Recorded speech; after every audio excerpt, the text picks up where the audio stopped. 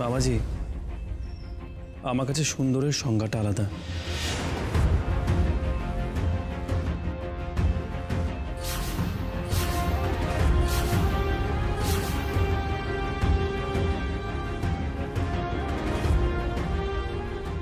সেটা তোমরা বুঝবে না।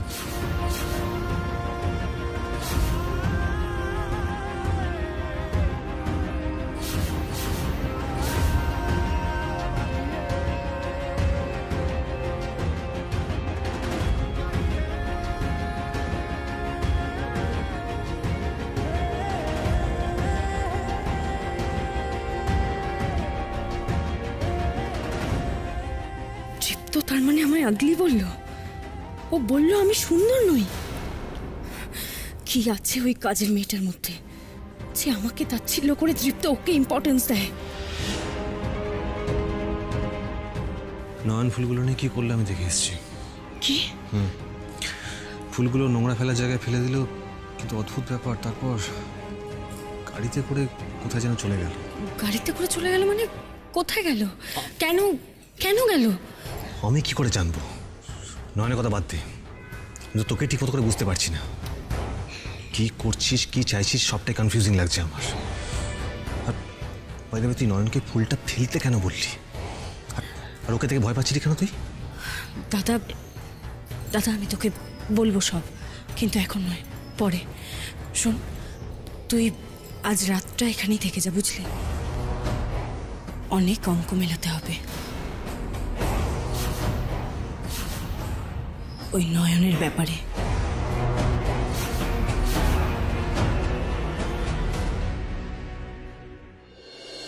নয়ন না তুই?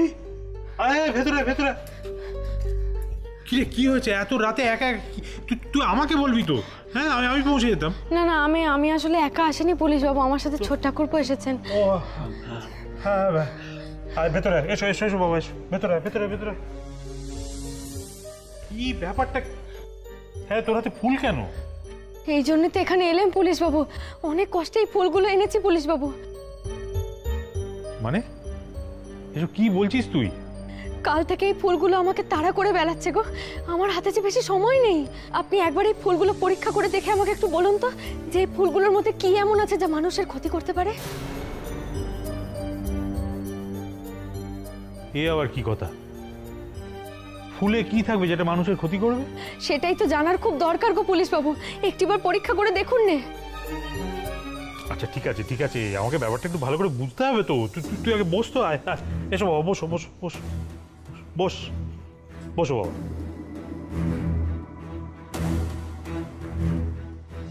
নয়ন, তুই তো জানিস মা, আমি তোর কোনো কথা ফেলতে পারি না, তাই আমাকে ব্যাপারটা ভালো করে বুঝে নিতে দে যে কি পরীক্ষা করতে হবে। তোর কি মনে হয় ওতে কি আছে বল?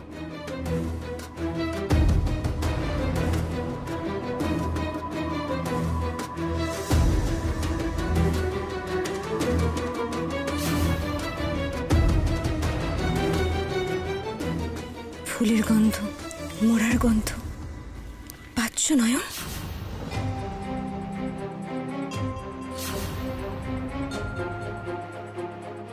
বোধহয় এমন কিছু যা মানুষকে মেরে ফেলতে পারে।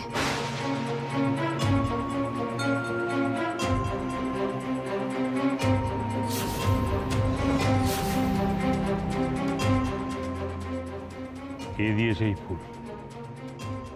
বল মা বল, কে দিয়েছে, কাকে দিয়েছে? তীর্থকে? হ্যাঁ পুলিশ বাবু, আপনি একদম ঠিক ধরেছেন।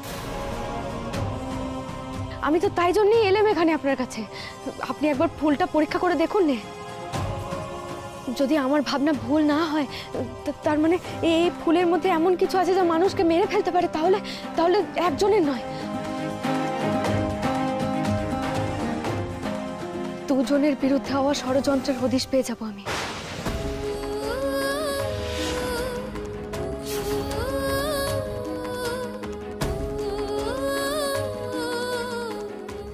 বৌদিদি, দুজন না, একজন তো দাদা ভাই, সেটা বুঝলাম, কিন্তু আরেকজন সেটা কে? হ্যাঁ হ্যাঁ হ্যাঁ, আরেকজন কে? আর কার বিরুদ্ধে ষড়যন্ত্র হচ্ছে?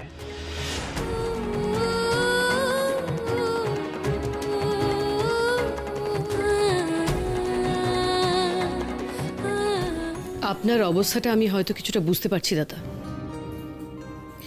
কিন্তু আপনি যেটা বলছেন সেটা যেমন ঠিক, এটাও তো ঠিক যে জেসমিনের মতো মেয়ে একবার যদি দীপুর বউ হয় তাহলে সে কোনোদিনই তার অধিকার ছাড়তে চাইবে না।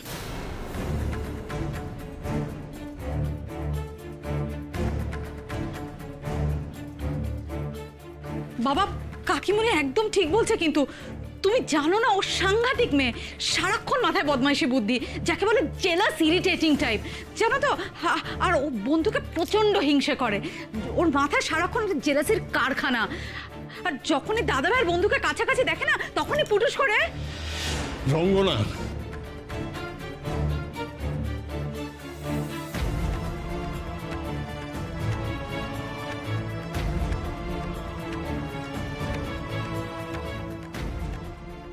তোমার দাদা ভাই আর তোমার বন্ধু কি কোনোদিনও কাছাকাছি আসবে? দীপু তো নয়নকে পছন্দই করে না, সহ্যই করতে পারে না। দেখো না কেমন অপমান করে। না দাদা, আপনি এতদিন বাড়িতে ছিলেন না বলে অনেক কিছুই জানেন না। দীপু আর নয়নের মধ্যে বরফ এখন অনেকটাই গলেছে।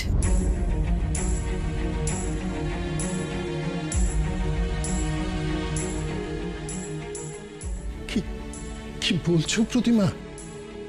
এ যে আমার বিশ্বাসই হচ্ছে না। বিশ্বাস না হওয়ারই তো কথা, কারণ আপনি যা দেখে গিয়েছিলেন তখন দীপু নয়নকে একেবারেই সহ্য করতে পারতো না, কিন্তু এখন পরিস্থিতি অনেকটাই বদলেছে দাদা। এখন দীপু নয়নের প্রতি অনেকটা নরম হয়ে গেছে। আপনি জানেন না, দিদি আর ভিকির অপমানের হাত থেকে দীপু নয়নকে বাঁচিয়েছে। শুধু তাই নয়, ও তো এখন রীতিমতো নয়নের উপর ডিপেন্ড করে দাদা।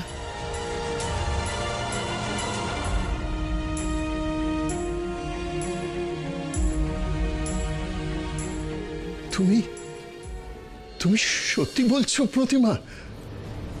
দীপু নয়নকে ডিফেন্ড করে, আবার ওর উপর ডিপেন্ডও করে? হ্যাঁ বাবা, তখন তো তুমি বাড়িতে ছিলে না। বন্ধু দাদাভাইয়ের বিয়ের অ্যানাউন্সমেন্ট পার্টিতে একটুখানি নেশা করে ফেলেছিল, তারপরে কি হলো শোনো।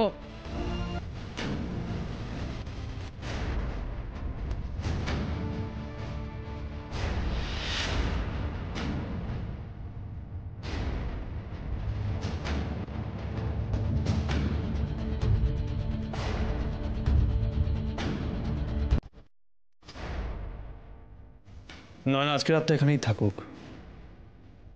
ওর জ্ঞান ফিরলে প্রথমে আমাকেই জানতে হবে ওকে নেশা কে করিয়েছে।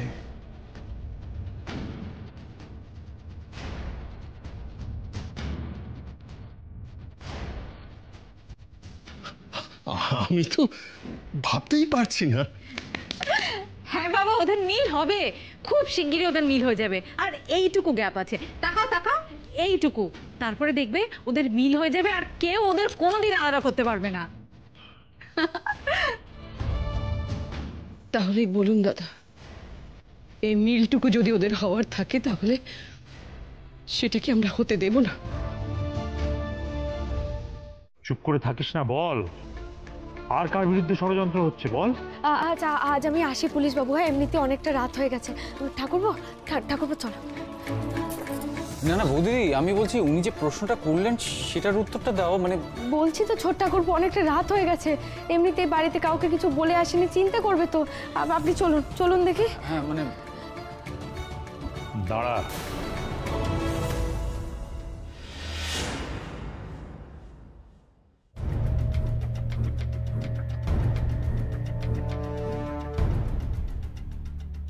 কি লুকোচ্ছিস নয়ন? তোর পুলিশ বাবুর কাছে কি লুকোচ্ছিস তুই?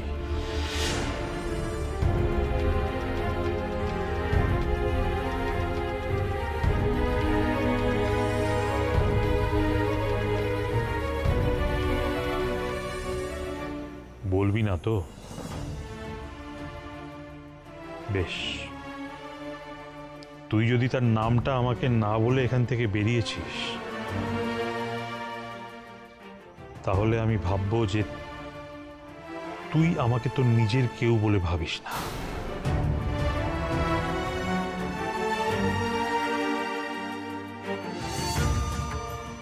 ওই যে বলেছিলি না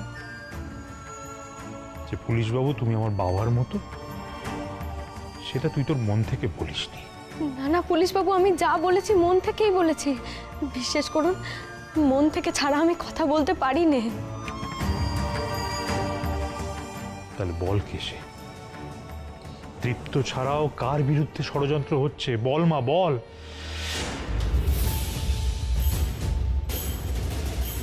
বিয়ে আমি করেছিলাম, তাকে ভীষণ ভালোবাসতাম। ফুলের গন্ধ পাচ্ছ না নয়ন? মরে যেতে ইচ্ছে করে আমার সুন্দর গন্ধে। সে এমন একজন পুলিশবাবু যার কাছের মানুষ তাকে ভালোবাসার ভান করে ফুল উপহার দিয়ে মেরে ফেলেছে পুলিশবাবু। কি মেরে ফেলেছে? তার মানে অলরেডি সে সেই ষড়যন্ত্রের শিকার? নয়ন প্লিজ আমাকে বল, আমাকে বল কে সে? কে সে যার বিরুদ্ধে এত বড় একটা ষড়যন্ত্র হয়েছে? আর হিয়ালি করিস না নয়ন, বল আমাকে, বল প্লিজ, বল প্লিজ, বল।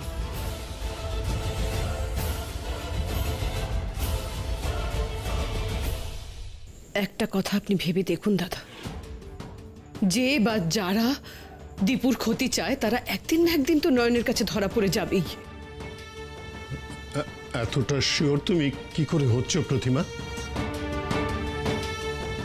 আমি শিওর হচ্ছি আমার বিশ্বাস থেকে দাদা।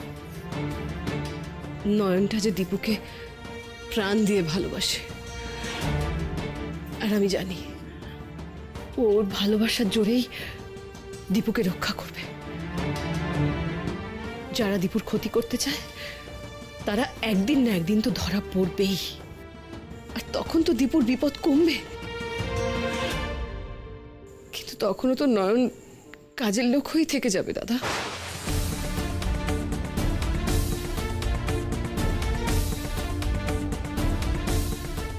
ওর অবস্থার তো কোনো পরিবর্তন হবে না। আপনি তো তখন আর জেসমিনকে সরাতে পারবেন না। তাহলে নয়নের কি হবে দাদা? দীপুকে রক্ষা করতে গিয়ে নয়নের জীবনটা এভাবে শেষ হয়ে যাবে।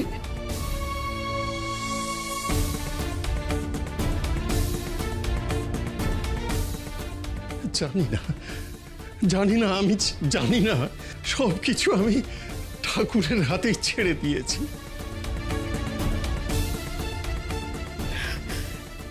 ঠাকুরের হাতে ছেড়ে দিলেই কি সব সমাধান হয়ে যাবে দাদা? আমরা কি কোনো চেষ্টা করব না? আমাদের ছেলেটাকে বাঁচাতে গিয়ে একটা মেয়ে এভাবে শেষ হয়ে যাবে আর আমরা চুপ করে সেটা দেখব?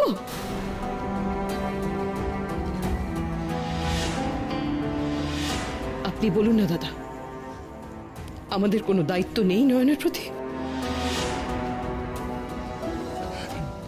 না প্রতিমা, না, দায়িত্ব আছে। আমি দায়িত্ব জ্ঞানহীন নই। আমি নিজে যে ওকে ওর দাদুর কাছ থেকে চেয়ে এনেছিলাম। আপনার নাতনি ত্রিনয়নীকে আমার গৃহলক্ষ্মী করে নিয়ে যেতে চাই ঠাকুর মশাই।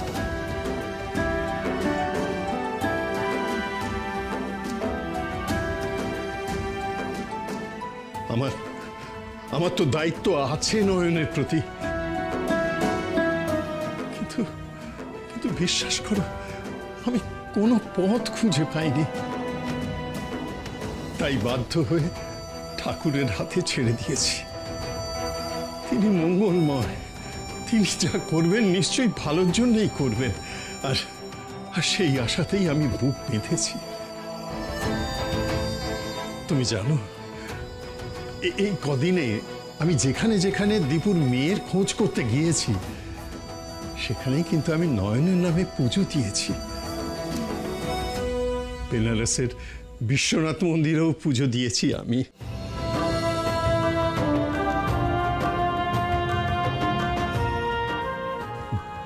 জন্য পুজো দিইনি, কিন্তু নয়নের জন্য দিয়েছি।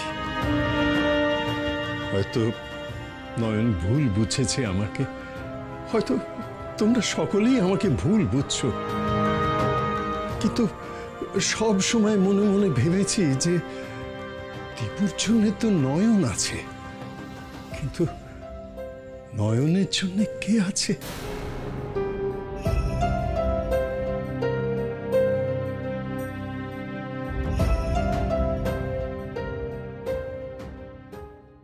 পুলিশ বাবু গো, পুলিশ বাবু, আমি আপনাকে কথা দিচ্ছি পুলিশ বাবু, আমি তো আগেও আপনাকে সব কথা বলেছি, বিশ্বাস করুন এইবারটাও বলবো, কিচ্ছুটি লুকাবো না। শুধু শুধু একবার ফুলগুলো পরীক্ষা হয়ে যাক, এটারই অপেক্ষায় আছি আমি। কিন্তু এখন বলতে তোর আপত্তি কিসে? দয়া করুন পুলিশ বাবু, দয়া করে আমাকে একটু ভরসা করুন। এই পরীক্ষাটা হয়ে গেলে আমার কাছে সবকিছু পরিষ্কার হয়ে যাবে পুলিশ বাবু। তবেই একমাত্র আমি আপনাকে সবকিছু পরিষ্কার করে বোঝাতে পারবো। দয়া করে আমার কথাখানা বুঝুন পুলিশ বাবু, দয়া করে বুঝুন।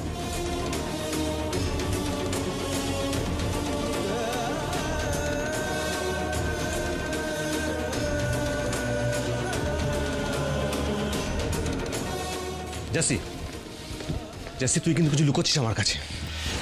তুই কেন বলি আমাকে থাকতে আজকে এখানে? তুই তুই আমাকে এক্ষুনি বলবি। উফ দাদা, তোকে বলবো বলেই তো রাতে থাকতে বললাম এখানে, কিন্তু এখন নয়, এখন বলাটা একটু মুশকিল। জেসি, আমি কোনো কথা শুনতে চাই না, তুমি আমাকে সবটা এক্ষুনি বলবে। তুই তো কাউকে ভয় পাওয়ার মতো মেয়ে নয়, আর তুই তুই নয়নের মতো একটা মেয়েকে থেকে ঘাবড়ে গেলি।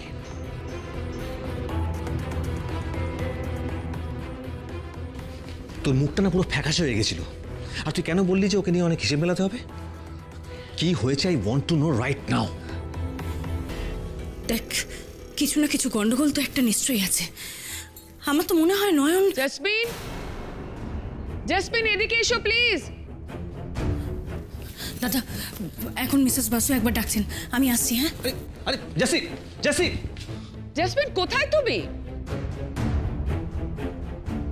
কিছু বলেও গেল না আমাকে, কিন্তু নয়নকে নিয়ে কি বলতে চায়?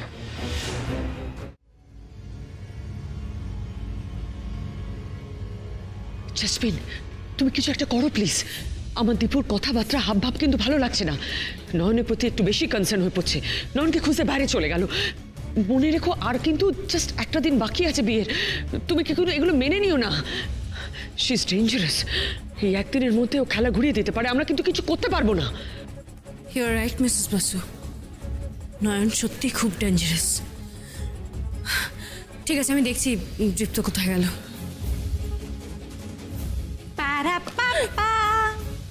এই চাউমিন, কোথায় যাচ্ছ গো?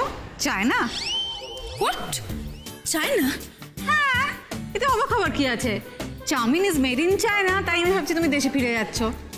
এই রঙ্গনা, মাঝে মাঝে কোত্থেকে এসে হাজির হও বলো তো? মা, আপনি আমাকে এত ভালোবাসেন, সব সময় কাছে পেতে চান, তাই তো আমি দূরে যেতেই পারি না। এই নিন মা, নাড়ু খান। কি করছোটা কি? হ্যাঁ বলছি চাউমিন, আমি তো ভুলেই গেছি। এ নাও নাড়ু, পিওর ইন্ডিয়ান ডেজার্ট। রঙ্গনা, তুমি কিন্তু বড্ড। এই তো মা, আপনি দেখেছেন কখনো চাউমিনকে নাড়ু খেতে? কি করছোটা কি পুজোর নাড়ুগুলো নিয়ে? পূজার নাড়ু? না না মা, এগুলো পূজার নাড়ু না, এগুলো আগেই বানানো হয়েছিল। আর পুজো আর শেষ পর্যন্ত হলো কোথায় মা? গোপাল ঠাকুর তো দাদা ভাইয়ের পাশে বন্ধু ছাড়া কাউকে দেখতেই চায় না। সেই জন্য তো পুজো বারবার বিঘ্ন ঘটিয়ে বুঝিয়ে দিল যে পুজো is dismissed. Order, order, order.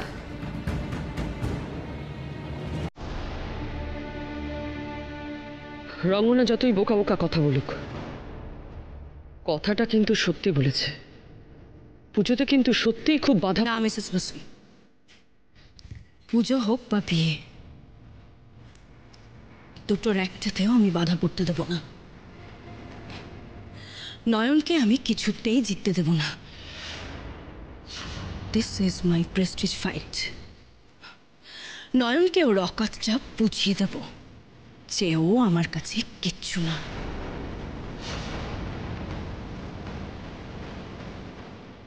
পুজো আর বিয়ে দুটোই হবে মিসেস বাসু। চলুন ছোট ঠাকুরপো, এমনি অনেকটা রাত হয়ে গেছে, এখন না বেরোলে না দেরি হয়ে যাবে। হ্যাঁ চলুন। পুলিশ বাবু আসি কেমন? আয় মা, সাবধানে যাস। আর আমি তোর উত্তরের অপেক্ষায় রইলাম, কেমন? এই উত্তরটা তো আমিও আপনাকে দিতে চাই পুলিশ বাবু, কিন্তু যত তাড়াতাড়ি সম্ভব।